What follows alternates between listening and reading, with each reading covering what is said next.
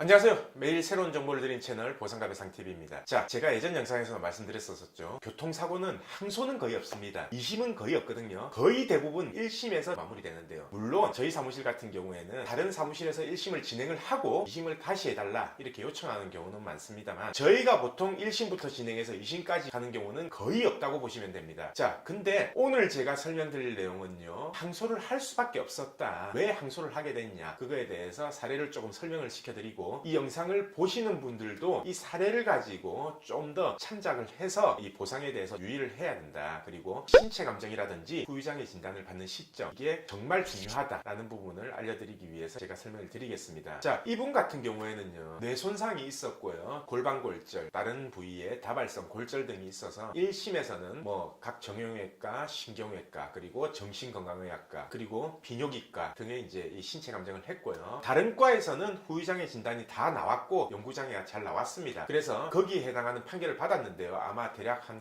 4억쯤 될 것 같아요. 4억쯤 되는 판결을 받았는데, 중요한 거는 치매 진단, 뇌 손상으로 인해서 치매 진단이 있었음에도 불구하고 1심에서 이 치매에 대해서 간병인은 필요 없다라는 신체 감정 결과가 나왔습니다. 자, 이분 같은 경우에는요, 2019년 작년이죠. 작년 12월 달에 정신건강의학과에서 신체 감정을 했고요. 판결은 올해 10월 달에 났습니다. 신체 감정을 하고 한 10개월 지나서 판결이 났다는 거죠. 근데 판결 시점에서 보니까 치매가 더 심해진 거예요. 외상성 치매라고 하거든요. 외상성 치매가 더 심해진 겁니다. 자, CDR 검사 기준으로 보면요, 작년 12월에 CDR 검사를 했을 때는 2점 정도였고요. 그리고 올해 6월달, 그러니까 신체 감정이 끝나고 나서 올해 6월달에 다시 CDR 검사를 했는데 그때는 4점이 나왔어요. CDR 검사는 점수가 높으면 높을수록 상태가 더 안 좋은 거거든요. 쉽게 말하면 뭐냐면, 작년에 신체 감정할 때보다 지금 판결 받는 시점에서 상태가 더 악화됐다는 소리죠. 자, 물론 작년 신체 감정 받을 때도 간병인은 필요했습니다. 근데 감정 결과가 간병인은 필요 없다라고 이렇게 나왔고요. 그렇게 나오다 보니까 판결에서는요, 앞으로 개호인, 간병인비에 대해서는 전혀 산정이 안 된 거예요. 이분 같은 경우에 나이가 40대인데요. 예를 들어서 간병인이 하루에 8시간이 필요하다 감정이 나오면 한 430만 원 정도가 되고, 하루에 4시간이 필요하다라고 하면 한 200만 원 정도 간병인이 산정되는데 앞으로 평생 산정이 되는 건데, 이분 같은 경우에는 그게 전부 다 배제가 됐다는 얘기죠. 자, 물론 작년에 신체 감정 했을 때 그때 상태하고요, 지금의 상태하고 만약에 같다면 그 판결이 맞을 수도 있습니다. 근데 판결하는 시점에서는요, 그때 감정할 때보다 더 악화됐거든요. 1심에서는 그게 안 받아졌어요. 악화됐다는 소견을 넣고 했는데도 안 받아들여지고 결국은 개호비가 전혀 산정이 안 됐다는 얘기죠. 그래서 1심 끝나고 이분은 2심을 저희한테 문의를 했고요. 저희가 생각했을 때는 의무기록을 전부 다 검토를 했습니다. 전부를 검토를 했는데